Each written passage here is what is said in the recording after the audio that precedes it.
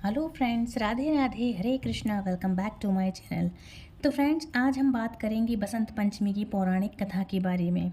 बसंत पंचमी पर्व आने वाला है और इस दिन माँ सरस्वती की पूजा की जाती है। माँ सरस्वती विद्या, ज्ञान, संगीत, कला की देवी हैं। इनकी कृपा जिस व्यक्ति पर होती है उसे संगीत और शिक्षा के क्षेत्र में खूब सफलता मिलती है। माँ सरस्वती की पूजा करने से अज्ञानी में भी ज्ञान का दीपक जल उठता है और बसंत पंचमी के दिन से छोटे बच्चों को शिक्षा देने की शुरुआत भी की जाती है। इसे अक्षर ज्ञान और अभ्यास दशम या फिर विद्या आरंभ करना भी कहा जाता है। छात्रों के लिए यह भी दिन विशेष रूप से अच्छे से खूब धूमधाम से मनाया जाता है और छात्रों के लिए ये दिन विशेष विशेष होता है। जिन छात्रों का मन पढ़ाई में नहीं लगता या वो ध्यान केंद्रित नहीं कर पाते हैं, उन्हें बसंत पंचमी के दिन कुछ विशेष उपाय करने चाहिए। तो आज इस वीडियो में आपको बताऊंगी विशेष उपाय। अच्छा, साथ ही कुछ ज़रूरी भी बातें बताऊंगी कि माँ सरस्वती की पूजा में क्या चीज़ें ज़रूरी अर्पित हैं जो करना चाहिए।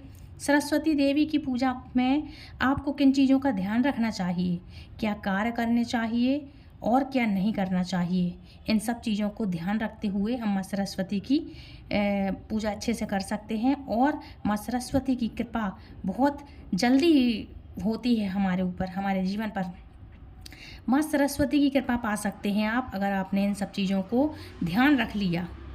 तो आप हमारे चैनल पर बने रहें और बसंत पंचमी के दिन क्या करना है क्या नहीं, तो ये वीडियो दूसरों तक शेयर ज़रूर करिएगा। और ख़ासकर जो विद्यार्थी हैं, स्टूडेंट्स हैं, जो कॉलेज में हैं या किसी भी तरह के कोई भी एग्ज़ाम दे रहे हैं, पढ़ाई कर रहे हैं, तो आपके लिए ये वीडियो बहुत ही इंपॉर्टेंट है, तो दूसरों तक शेयर ज़रूर करिएगा। बसंत पंचमी के दिन माँ सरस्वती की पूजा के दौरान कुछ चीज़ों को अर्पित करने से विद्या की देवी की कृपा तुरंत ही मिल जाती है। मैं आपको बताती हूँ कि क्या है ये चीज़ें जो माँ सरस्वती को ज़रूर ही अर्पित करनी चाहिए। इनमें सबसे पहली चीज़ है पीले रंग के फूल। माँ सरस्वती को पीले रंग के फूल बहुत ही प्रिय हैं। ऐसे में इस दिन आप माँ सरस्वती की पूजा आप करेंगे तो पीले रंग के फूल अर्पित ज़रूर से उनको करिएगा। और पूजन करने के लिए आप इस दिन माँ सरस्वती को गेंदे और सरसों के फूल भी अर्पित कर सकते हैं या गुलाब के पीले फूल भी अर्पित कर सकते हैं। दूसरा है बूंदी का प्रसाद। बसंत पंचमी पर माँ सरस्वती को बूंदी का प्रसाद चढ़ाएं, मतलब बूंदी के लड्डू हैं, बूंदी का प्रसाद है, वो आप चढ़ा सकते हैं। माँ सरस्वती को बूंदी अर्पित करने से गुरु अनुकूल होता है, मतलब जो गुरु हैं वो अनुकूल होते हैं और ज्ञान प्राप्ति में आने वाली बाधाएं भी दूर होती हैं। इसके अलावा माँ सरस्वती को पीले मीठे चावल भी बहुत प्रिय हैं, तो आप चाहें तो पीले मीठे चावल का पुलाव बना सकते हैं।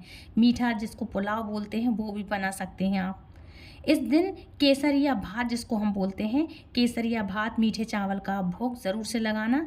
आप चाहें तो आप अपने घर में भी बना सकते हैं और माँ के लिए ये चीज़ें आप अर्पित कर सकते हैं। हालांकि आप केसर युक्त खीर का भोग भी लगा सकते हैं, लेकिन अच्छा रहेगा यदि आप पीला मीठा भात बनाएंगे तो। तीसरी चीज़ है पीले रंग के वस्त्र। इस शुभ दिन पर पीले रंग का विशेष महत्व होता है, इसलिए बसंत पंचमी के दिन माँ सरस्वती को पीले रंग के वस्त्र अर्पित करें और खुद भी पीले वस्त्र और पीली मिठाइयाँ हैं जो आप माँ को अर्पित कर सकते हैं। अच्छा, वस्त्र ही पहनाएंगे यदि आप, तो माँ के लिए पीले कलर की चुनरी जरूर से आप लेकर के आएँ माँ सरस्वती को। अच्छा, माँ सरस्वती की पूजा में एक विशेष चीज़ को ज़रूर से शामिल करना चाहिए और वो है बसंत पंचमी पर माँ सरस्वती की पूजा के दौरान पेन और कापी को शामिल ज़रूर से करिएगा। एक साफ़ सुथरी कॉपी और पेन ज़रूर से रख लें और उसको शामिल ज़रूर करिएगा। अच्छा, आपको ये भूलना नहीं है, ज्योतिष मान्यता के अनुसार ऐसा करने से बुद्ध की स्थिति अनुकूल होती है और बुद्धि बढ़ती है। जो भी बच्चे जो पढ़ाई में कमज़ोर हैं उनकी बुद्धि ज़रूर से बढ़ेगी और आपको अच्छे बेनिफिट मिलेंगे। इसलिए पेन कॉपी ज़रूर रखिएगा और उसकी पूजा भी करिएगा। आप अपने बैग, कॉपी, किताब जो भी हैं, या फिर आपके म्यूज़िक रिलेटिव कोई कार्य है, कार्य शिक्षा के क्षेत्र में है, तो आज के दिन आप पूजा ज़रूर से करें इन सब चीज़ों की। साथ ही स्मरण शक्ति भी अच्छी होती है आप माँ की ऐसी पूजा करते हैं तो। वसंत पंचमी की पूजा में माँ सरस्वती के सामने आपको पेन, पेपर, वही खाते आदि रखें और रखना चाहिए जिससे आपको कार्य क्षेत्र में भी सफलता मिले। अब चर्चा करते हैं उन कर्मों की जो हमें बसंत पंचमी के पावन दिन नहीं करना चाहिए। मतलब ऐसे कौन से कार्य हैं जो आपको बसंत पंचमी के दिन भूल कर भी नहीं करना चाहिए। तो देखो, बसंत पंचमी के दिन किसी भी तरह का कोई भी वाद विवाद आपको नहीं करना चाहिए, ना किसी के वाद विवाद में आप पड़ें। इस दिन अपने से बड़ों का अपमान बिल्कुल भूल कर भी ना करें, और कुछ ऐसे अपशब्द होते हैं जो बिल्कुल भी किसी को ना कहें। किसी को भी इन सब में पढ़ने की या किसी के फटे में टांग अड़ाने की कोई ज़रूरत नहीं है। आपको किसी दूसरे से इस तरह की मतलब इस तरह के आपको किसी को वाक्य भी नहीं बोलना है, और किसी से अपशब्द भी नहीं बोलना है, ना चुगली करनी है किसी की। दूसरी चीज़ है कि इस दिन मांस मदिरा का सेवन आपको नहीं करना चाहिए। तीसरी चीज़ है, इस दिन काले और लाल रंग के कपड़े नहीं पहनना चाहिए। बसंत पंचमी के दिन पेड़ पौधे या फिर फसल को काटने की मनाही होती है। आज के दिन इन सब चीज़ों को नहीं काटते हैं। पेड़ पौधों को भी हानि होती है, मतलब उनमें भी जान होती है, इसलिए आज के दिन खास करके कटाई का काम नहीं होता है। इसलिए आज के दिन ये जो हमारी प्रकृति है, कोई भी पेड़ पौधे को नुकसान ना पहुंचाए, ये वैसे भी मनाही होती है, क्योंकि इसी दिन से बसंत ऋतु की शुरुआत होती है और सृष्टि का सृजन भी हुआ था। तब जाके माता ने आज के दिन पूरी सृष्टि में स्वर बिखेरे थे। इसलिए आज के दिन इस सृष्टि को, प्रकृति को कोई नुकसान नहीं पहुंचाना चाहिए। अच्छा, इसके अलावा इस दिन पुस्तकों को सुनकर नहीं पहुंचाना चाहिए, मतलब नुकसान नहीं पहुंचाना चाहिए। आज के दिन जिसको हम पढ़ते हैं, सुनते हैं, दूसरों को सुनाते हैं, कॉपी किताबें ना फाड़ें, कोई कागज़ वगैरह ना फाड़ें। किसी भी कोई भी कॉपी है, किताब है, नोटबुक है, किसी भी चीज़ को आज के दिन आपको नुकसान नहीं पहुंचाना चाहिए। तो देखो, जर्नली रोजी के लिए तो होता है, लेकिन आज के दिन हमारे लिए, जिसके देखो रोजी रोटी चल रही, जिसका ये धंधा है, जिसका काम है, वो तो करते हैं, लेकिन जो हमारे पास विद्या के रूप में कॉपी बनकर आई है, तो हमें ध्यान रखना चाहिए कि हमको इन सब चीज़ों को ना फाड़ना है, ना फेंकना है, ना फटाना है ना। कॉपी किताब वगैरह है, पेज हैं, पेड़ पौधे हैं, उनको भी हमें ध्यान रखना चाहिए। ये जिनका काम है वो अलग बात है, जो काम धंधे के लिए कर रहे हैं वो तो खैर गलत है। आजकल पेड़ कटने के कारण क्या हुआ आपने देख लिया, लोग एक एक सांस को तरस गए कोविड में। लेकिन फिर भी हमारे लिए अपनी तरफ से एक कार्य ऐसा करना चाहिए कि आज के दिन किसी भी पेड़ पौधे को नुकसान ना पहुँचे, है ना। तो हमारे लिए इन सब चीज़ों का आज के दिन ध्यान रखना चाहिए। बसंत पंचमी पर माँ सरस्वती का आशीर्वाद पाने के लिए कमल के देवता कमल की पूजा करनी चाहिए, मतलब कमल को चढ़ाना चाहिए।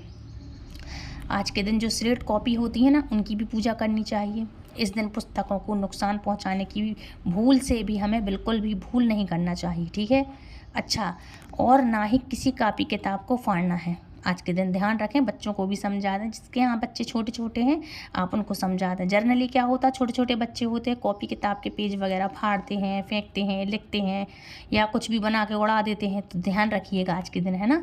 अच्छा, इससे क्या होता है, आपके कैरियर पर बुरा असर पड़ता है। इस दिन बिना स्नान के भोजन भी आपको नहीं करना चाहिए।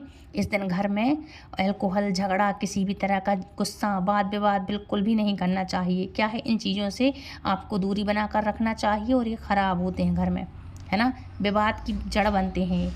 इस दिन तामसिक भोजन भी आपको नहीं करना चाहिए। नॉनवेज तो देखो, इसको के बारे में तो आप छूना ही मत, सोचना भी मत, बल्कि आप आज के दिन लहसुन प्याज का भोजन भी ना करें तो बहुत ही बेहतर होगा।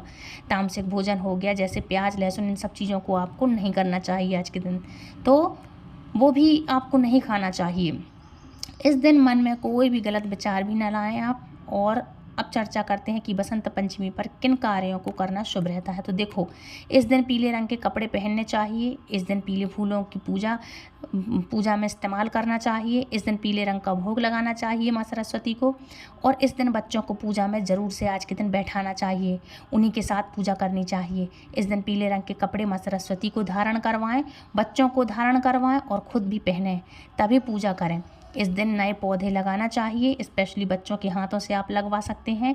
और अपनी पढ़ाई की जो भी चीज़ें हैं, कॉपी किताब वगैरह हैं, वो सब आप आज के दिन पूजा में रखें। अब मैं आपको कुछ सरल कार्य बताती हूँ जिसको बसंत पंचमी पे आप करना चाहें तो कर सकते हैं, चमत्कारी आपको इससे लाभ मिलेंगे। और सबसे पहला उपाय है, जिन छात्रों का मन पढ़ाई में नहीं लगता या वो कंसंट्रेट नहीं कर पाते हैं, पढ़ाई में ध्यान नहीं रख पाते हैं, ध्यान केंद्रित नहीं होता है, तो बसंत पंचमी के दिन कुछ विशेष उपाय करने से आपके जीवन में छोटी छोटी चीज़ें हैं जो बदलाव होंगे, तो शायद आपको अच्छी चीज़ें, मतलब इसके बेनिफिट मिलें। तो ऐसे कुछ ख़ास उपाय हैं जो मैं आपको बता देती हूँ, जिससे आपको चमत्कारी लाभ ज़रूर से मिलेंगे। तो सबसे पहला उपाय है, जिन छात्रों का मन पढ़ाई में नहीं लगता या वो कॉन्सेंट्रेट नहीं कर पाते हैं या अपना ध्यान केंद्रित पढ़ाई में नहीं कर पाते हैं, उन्हें बसंत पंचमी के दिन कुछ विशेष उपाय करने चाहिए। देखो, अगर आपका बच्चा छोटा है तो माता पिता बच्चे के लिए उपाय कर सकते हैं, ठीक है। और अगर आपका बच्चा बड़ा है, समझदार है, कर सकता है काम, तो आप अपने बच्चे से खुद से आप उपाय करवाएं। तो आपका बच्चा पढ़ाई में जो जैसे जी चुराता है या उसका पढ़ाई में मन ही नहीं लगता है, तो बसंत पंचमी के दिन माँ सरस्वती को बच्चे के हाथ से ही पीले रंग के फल अर्पित करवाएं, पीले रंग के फूल अर्पित करवाएं। साथ ही माता सरस्वती का एक चित्र बच्चे के स्टडी टेबल के पास, आप जहाँ पर भी वो बैठकर पढ़ाई करता है वहाँ पर भी आप रख सकते हैं। उसके पास आप वो चित्र ज़रूर से लगाएं। इससे पढ़ाई में उसका मन लगने लगेगा। और अगर विद्यार्थी का मन पढ़ाई में नहीं लगता तो उन्हें बसंत पंचमी के दिन माँ सरस्वती के मूल मंत्र ओम एम सरस्वते नमः इस मंत्र का जाप करना चाहिए। इससे अवश्य लाभ मिलेगा।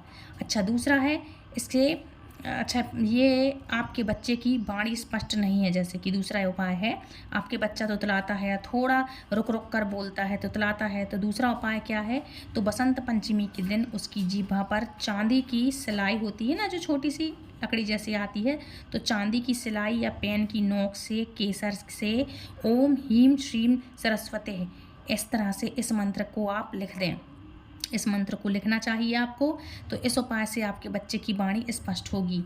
इस उपाय को करने से बच्चे की वाणी दोष खत्म हो जाता है और उसकी भाषा स्पष्ट हो जाती है, ठीक है। अच्छा, जिन नवजात शिशुओं की पहली बसंत पंचमी है, उनकी जीभा पर चांदी की सिलाई को शहद में डुबो करके ओम एम यह मंत्र लिख जाता है। जैसे जो लिख दे ओम एम, इस मंत्र को लिख दिया जाए तो मान्यता है कि ऐसा करने से बच्चा बुद्धिमान होता है और उसकी वाणी में मधुर होती है। इस दिन बच्चों को अपने पास किताब में मोर पंख रखना चाहिए और माँ सरस्वती की कृपा पाने की प्रार्थना करनी चाहिए।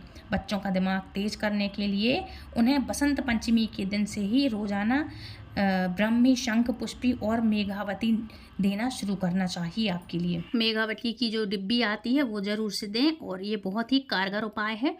आप देंगे तो फिर बच्चे में आप चमत्कारी प्रभाव देखेंगे आप। अब बात करेंगे माँ सरस्वती की पौराणिक कथा के बारे में।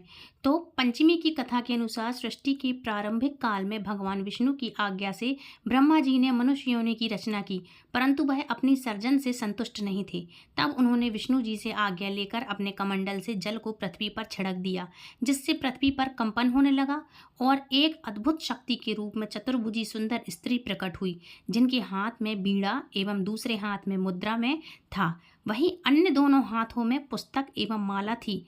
जब इस देवी ने बीड़ा का मधुर नाद किया तो संसार के समस्त जीव जंतुओं को वाणी प्राप्त हो गई। तब ब्रह्मा जी ने उस देवी को वाणी की देवी सरस्वती कहा। सरस्वती को बागेश्वरी, भगवती, शारदा, वीणादायिनी और वांगदेवी सहित अनेक नामों से पूजा जाता है। संगीत की उत्पत्ति करने के कारण वह संगीत की देवी भी हैं। बसंत पंचमी के दिन को इनके जन्मोत्सव के रूप में भी आज के दिन मनाया जाता है। पुराणों के अनुसार श्री कृष्ण ने सरस्वती से खुश होकर के उन्हें वरदान दिया था कि बसंत पंचमी के दिन तुम्हारी भी आराधना की जाएगी, और इस कारण हिंदू धर्म में बसंत पंचमी के दिन विद्या की देवी सरस्वती की पूजा की जाती है। तो फ्रेंड्स, ये थी आज की कथा। आई होप आज की कथा आपको पसंद आई होगी। यदि वीडियो पसंद आई है तो प्लीज़ वीडियो को लाइक, शेयर, कमेंट करें, चैनल सब्सक्राइब करें, और यदि आप हमारे चैनल पर नए आए हैं तो बेल आइकन को ऑल पर प्रेस करें ताकि आने वाली हर एक वीडियो की नोटिफिकेशंस आप तक सबसे पहले पहुँचे। तो फ्रेंड्स, मिलती हूँ नेक्स्ट वीडियो में। तब तक के लिए Radhe Radhe, Hare Krishna, happy Basant Panchami once again. हरे कृष्णा, हरि बोल, जय मां शारदे।